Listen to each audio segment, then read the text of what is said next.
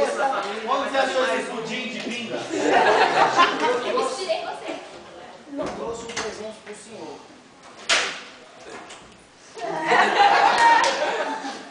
Você é um filho que é você. Deixa eu sentar.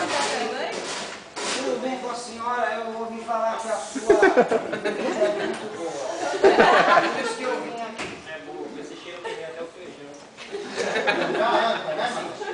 Bom, menos mal, eu achei que era... Aí já não bastava seu pai, né? Você vai trazer mais. Meu garoto. Eu queria dizer que a sua filha é muito importante para mim. Pode levar. Desculpa, é que às vezes eu sou assim, galanteador mesmo. Aí eu conquisto façolas, não é conquistar a sua filha e o próximo passo é conquistar a sogra. Pode levar.